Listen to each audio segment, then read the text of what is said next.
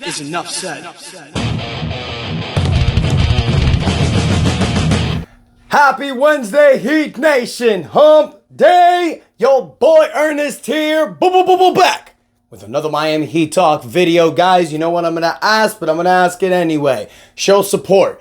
Like, share, subscribe. We're pushing to 6,000 subscribers. Now, please, guys, join me as we go on another Miami Heat Talk adventure. Now, before we get started in today's video, you guys, little reminder, the Heat have a game tonight at 8 p.m.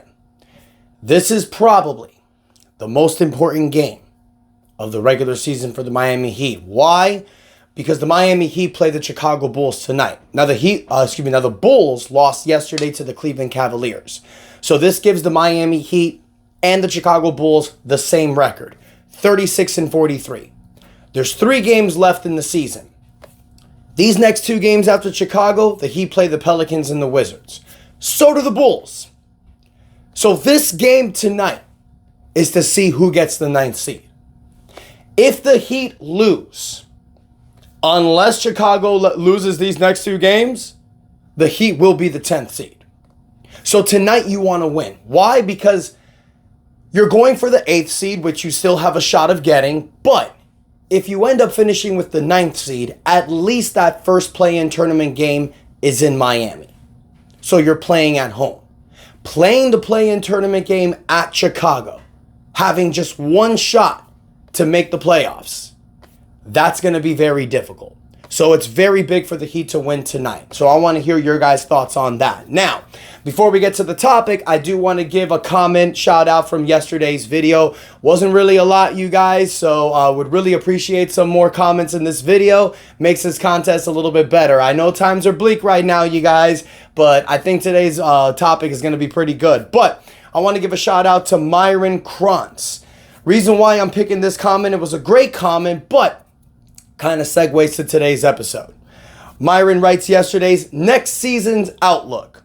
Draft a starter level point guard. Agreed. Kel'el Ware adds 12 pounds in muscles. For sure. Sign Davion Mitchell, of course. Keep Andrew Wiggins, Kyle Anderson, Nikola Jovic, Tyler Hero, Bam Adebayo. Rid ourselves of Jaime Jaquez Jr., Terry Rozier, and bring in another scoring backup. Have Pallel Larson and Keyshawn Johnson play most of Summer League. Sign Johnson to a regular contract. And Kel'el's development is crucial to not needing a superstar to rescue the Heat. Ware shoots 6 more a game. End quote.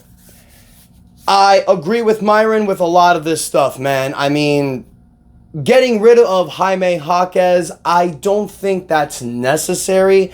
I think Jaime just needs to know his role, needs to learn his role on this team and get better with certain stuff. We need Jaime to get better as a 3-point shooter. We need Jaime to get better as a defensive player. You know, he hasn't really evolved his game since last season. But getting to today's topic, you guys, I want to talk about our first round draft pick, Kel'el Ware.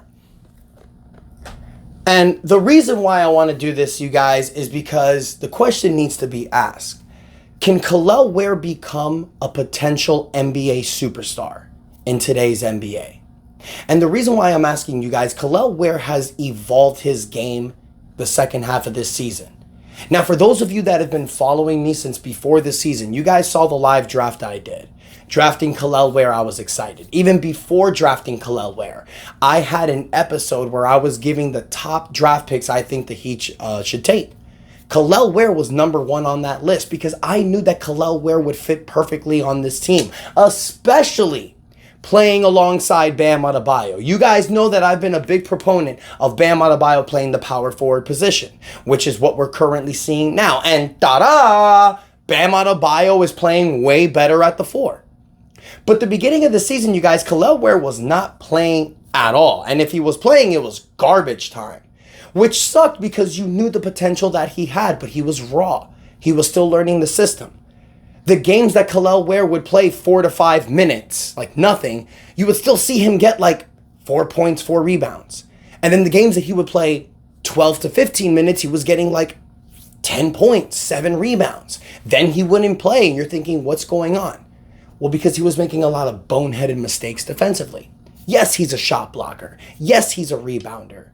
But teams were easily scoring on him, getting him in foul trouble. He wasn't learning the system right, so he needed time to develop.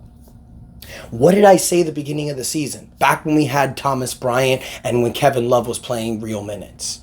One of those guys had to get hurt in order for Kel'el Ware to have time. Then we saw Kevin Love leave for personal reasons and Thomas Bryant got hurt, eventually traded. And that's when Kel'el Ware was getting his shot as the backup center. And it was working. But his numbers were like 4 points a game, 3 rebounds, nothing to brag about. The second half of the season, you guys, Kel'el Ware has changed his game around. Starting as the center, being a double-double machine. This season so far, you guys, he's played 61 games, averaging only 22 games a minute. 22 minutes a game. And in that time, he's averaging 9.2 points, 7.4 rebounds, 1.1 block, 55% from the field, 32% from the three-point line, and almost 70% from the free throw line. These numbers, you guys, are astonishing with the numbers that you saw in the beginning of the season, basically playing garbage time. But in the last 10 games with the Miami Heat, look at these numbers. Averaging 28 minutes a game, so 6 minutes more.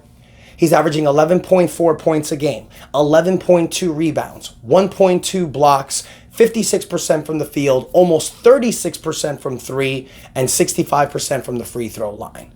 Way better numbers. I think Kel'el Ware, you guys, can evolve and get even better to a point where he's averaging about 20 points, 12 rebounds, over 2 blocks a game, and he can maybe even get his three-point shots up to about 40% a game. I think Kel'el Ware has the ability and the talent to get there. Now, this season has been a great year, and it's not over yet. The fact that you've seen Kel'el Ware and Bam Adebayo together in the front court and taking that into the playoffs can be a problem for some of these teams, can be a matchup problem.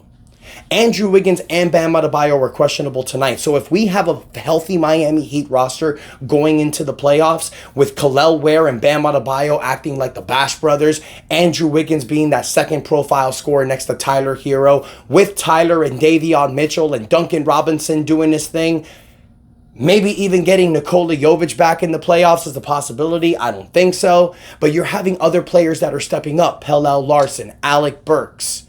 Haywood Highsmith is doing his thing. There's a lot of guys in this team that can contribute.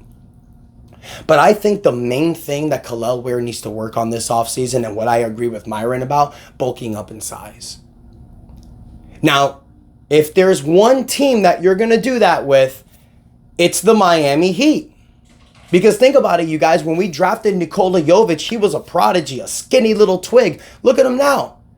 He's gained about over 40 pounds in the Miami Heat. He's gained muscle size. He's actually being able to contribute as a power forward in this league. It took time. One thing that I'm really looking to watch on with Kel'el Ware is the Jaime Jaquez effect. And with a lot of NBA players, the second year, they have the sophomore struggle. So that's going to be interesting to watch next season for Kel'el Ware. Jaime Jaquez, you guys, last year was a breakout player, over 10, 20-point games. He's only had one this year. And a lot of that has to do with teams figuring him out. Last year, you know, he got successful with his moves in the paint, pump faking, moving around, but you know teams were figuring that out towards the second half of the year, so Jaime needed to evolve his game, become a better three-point shooter, become known as a defensive pest. Hasn't really done that. So that's why he's not really getting the minutes that he was getting last year. I don't think that's going to happen to Kel'el Ware. I think Kel'el Ware, you guys, has this unique talent that is not really seen in today's NBA. A 7-foot 3-and-D player, which is what Adam Simon called him in the beginning of the season. And I am loving to see what Kel'el Ware is doing right now, and I'm looking forward to see what he's going to do in the future. So Heat Nation, I want to ask you, is Kel'el Ware at a point that it's difficult to trade him somewhere? Do you guys think that Kel'el Ware can be a future NBA breakout star? Tyler Hero thinks so. Tyler Hero said to Barry Jackson the other day, the possibilities with Kel'el Ware are intoxicating. We don't know what the limit is with his ceiling. That's why we're on him so hard. He's obviously going to be really, really good in this league. So we're hard on him every day, no matter how good he plays. End quote. His team thinks so. His coach thinks so. What do you think, Heat Nation? Do you think Kel'el Ware has the potential to becoming the next breakout star? Do you think a superstar is needed to be added? Or is it good to have Bam Adebayo, Tyler Hero, and Kel'el Ware continuing to get better to evolve this team? Let me know what you guys think in the comments. Don't forget to like, share, and subscribe. Leave your best comments, you guys. Your comment may get picked for tomorrow's episode. Thank you guys so much. And until next time, your boy Ernest, one half of the CCW Tag Team Champions, out. And that is enough said. Yeah, buddy. I love this title.